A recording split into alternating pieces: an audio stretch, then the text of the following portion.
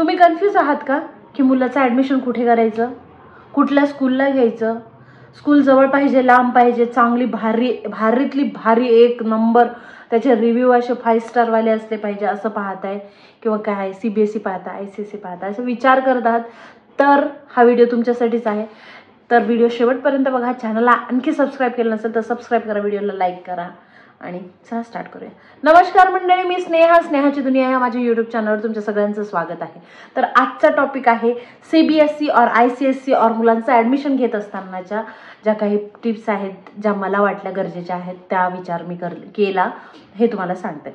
तर मंडळी, निहालला ॲडमिशन घेत असताना मी 2 गोष्टी डोक्यात ठेवल्या होत्या की मला CBSE आणि ICSE ह्या 2 बोर्डपैकी बोर्ड निवडायचे आहेत त्याच्या ॲडमिशनसाठी. आणि जो पण बोर्ड मला निवडायचा आहे, कारण मी आता स्थायिक पुण्यामध्ये आहे, मी याच भागात राहते, तर मला माझ्याच जवळच्या एरियामधल्या स्कूल पाहिजे होता.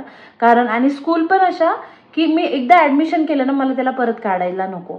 म्हणजे 1 to 10 म्हणजे नर्सरीमध्ये टाकलं का डायरेक्ट 10वीला आपण बाहेर काढायचं मुलांना, म्हणजे तसं स्कूल मी पाहत होते. नाहीतर नॉर्मली बाहेर पण आपल्याला प्ले ग्रुप्स वगैरे असतात, तर तशा विचाराने तुम्ही काय विचार करता ते. आणि माझे हे 2 होतं की मला ICSE और CBSE, आणि कोणतं पण जे स्कूल निवडेल ते नर्सरीपासून 10पर्यंत असलं पाहिजे, मिनिमम 8पर्यंत तरी असलं पाहिजे, म्हणजे त्याची स्कूल चेंजिंगचा नको आहे प्रॉब्लेम.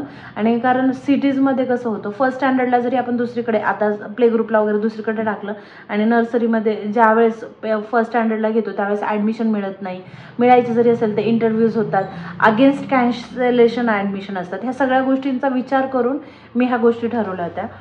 तर CBSE आणि ICSE अशा 2 बोर्ड्स होते. तर मी शिकली ह्या 2 बोर्ड्स म्हणजे काय आहेत एक्झॅक्टली, तर ते तुम्हाला मी सांगते. बघा, CBSE आणि ICSE हे 2 बोर्ड्स आहे. CBSE म्हणजे central board of secondary education. सोपं आहे, म्हणजे कम्पॅरेटिव्हली सोपं आहे. एकदम स्ट्रक्चर एज्युकेशन असतं, ज्यामध्ये मॅथ आणि सायन्सला खूप प्राधान्य असतं. हिंदी आणि इंग्लिश हे दोन्ही मीडियम चालतात. आणि याच्या स्कूल खूप अवेलेबल आहेत, जवळपास बऱ्याचशा तुम्हाला स्कूल भेटून जातील. आणि त्यानंतर आहे ICSE म्हणजे आहे Indian certificate of secondary education. यामध्ये स्कूल खूप कमी आहेत, म्हणजे बऱ्यापैकी कमीच आहेत इथं एरियामध्ये.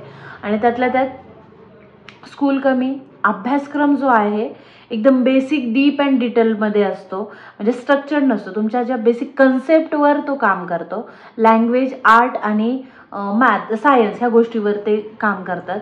आणि सोबतच जे म्हणतात ना, CBSEमध्ये तुम्ही जर कॉम्पिटिटिव्ह एक्झामचं प्रिपरेशन करायचं असेल तुमच्या मुलाचं, तुम्ही विचार करत असाल तर ते खूप बेस्ट आहे. आणि ICSEमध्ये एकदम कोणत्याही गोष्टीचं डीप अँड डिटेलमध्ये नॉलेजसाठी खूप चांगलं आहे ICSE. कम्पॅरेटिव्हली CBSE, ICSE जरा हार्ड आहे एज्युकेशनच्या बाबतीत. तर ह्या 2 गोष्टी मी शिकली यामधून. आणि फीस वाईज जर पाहायचं गेलं तर सध्याच्या कंडिशनला CBSEची फीस जरा जास्त आहे मला वाटते. आय नो ICSEच्या पण काही स्कूलची फीस खूप जास्त आहे, बट CBSEची पण फीस तशीच आहे. तर फीसला काही नाही आहे, दोन्हीच्या फीस सेमच असणार आहे, थोडंसं 19-20चा फरक असणार आहे. बट CBSEला खूप जास्त ॲडमिशन्स असतात. CBSEचं ॲडमिशन मिळण्यासाठी भरपूर लोकांची म्हणजे खूप लाईन असते.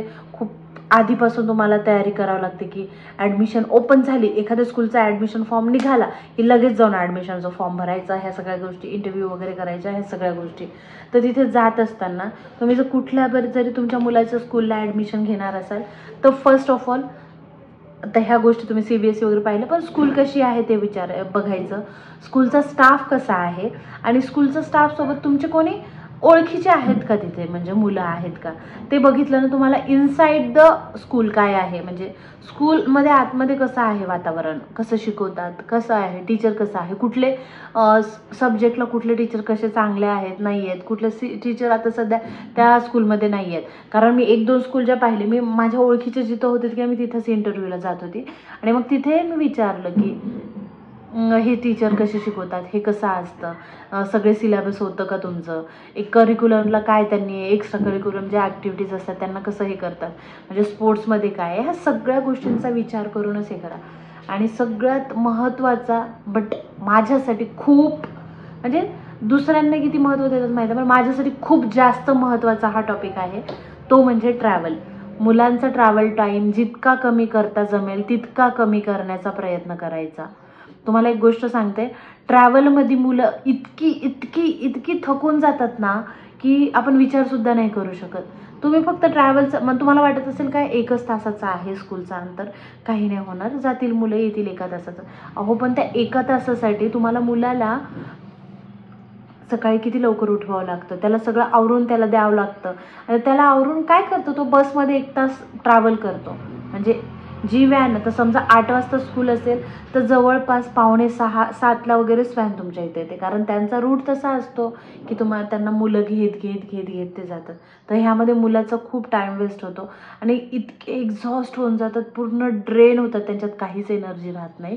तर त्यामुळे मुलांना तुम्ही टाकत असताना ना हे विचार करा की प्रवास जास्त नको, जवळपासचं बघा. एकदम टॉप 1ची स्कूल पाहायलाच पाहिजे असं काही नाही आहे. जरा कमी लेवलची असली तरी चालेल, पण ट्रॅव्हल टाईम मुलांचा कमी करता जमते ना, ह्यावर लक्ष द्या. कारण मुलं जर तुम्ही किती जरी भारी एज्युकेशन सिस्टीम त्यांना दिली, किती भारी एज्युकेशन दिलं, पण त्यांच्यात शक्तीच नसेल काही शिकून घेण्याची आणि इतके थकून जात असेल त्या प्रवासातच, तर त्याचा काहीच उपयोग होणार नाही. तर ह्या काही बेसिक गोष्टी होत्या जे माझ्या निहालच्या ॲडमिशनसाठी मी विचार करत होते. तर मी निहालचं ॲडमिशन केलेलं आहे, ICSE बोर्डलाच केलं आणि ॲडमिशनची प्रोसेस मी खूप लवकर केली, कारण मला असं वाटत होतं की ॲडमिशनच्या सीट्स अवेलेबल होणार नाहीत. कारण CBSEमध्ये पण बऱ्याच ज्या नामांकित स्कूल आहेत, त्यांचं नाव मी आता नाही घेत, त्याच्या ठिकाणी ॲडमिशनला गेली होती. बट इतक्या लिस्ट होत्या त्यांच्या, 6व्या लिस्टला येणार तुमचा नंबर. आता 6व्या लिस्टला तुम्ही लावणार, ते 6वी लिस्ट तुमची येणार जानेवारीमध्ये आणि तोपर्यंत जर आमचा नंबर नाही लागला दुसरीकडचं ॲडमिशन कसं करायचं, ह्या सगळ्या गोष्टी. आणि काही स्कूल होतं त्यांच्या इतकी अफाट फीस होती, नामांकित आहे त्यामुळेच फीस पण तेवढी आहे आणि आपल्याला बाकीच्याही गोष्टींचा विचार करावा लागतो. आणि मुलांचे एज्युकेशन आत्ता इतके हे झालेले आहेत ना, काय सांगायचं. तर तुम्ही पण ॲज अ पॅरेंट्स तुमच्या मुलांच्या ॲडमिशनसाठी काय प्रिकॉशन घेतलं किंवा काय विचार करतायत ते मला कमेंट सेक्शनमध्ये नक्कीच सांगा. आणि मी माझ्या मुलाच्या हिशोबाने मी असा निर्णय घेतला की स्कूल 15 ते 20 मिनिटाच्या अंतरावर, हार्डली 15, मी सांगते 20 मिनिट ते नाही आहे, 15 मिनिटाच्या अंतरावर स्कूल, आणि फीस पण चांगली, एज्युकेशन पण चांगलं. आणि माझे फ्रेंड्स जे आहेत किंवा नातेवाईक आहेत त्यांचे मुलं तिथं आहेत, त्यांनी करून मला त्यातलं आतलं स्कूलमधलं माहिती आहे, म्हणजे कसं शिकवतात, काय नाही, स्टाफ कसा आहे, ह्या गोष्टी. तर ह्या सगळ्या गोष्टींचा विचार करून मी ॲडमिशन घेतलं. तुम्ही कसला विचार केला आणि CBSEला घेतलं का ICSEला घेतलं ॲडमिशन, ते मला कमेंट सेक्शनमध्ये सांगा. आणि हो, तुम्हाला वाटतंय का मी पॅरेंटिंग अशा विषयांवर नवीन व्हिडिओ घेऊन यायला हवा आहे का, तर कमेंट सेक्शनमध्ये मला ते पण सांगा. आणि व्हिडिओला लाईक करा, चॅनलला सबस्क्राईब करा. तोपर्यंत नमस्कार.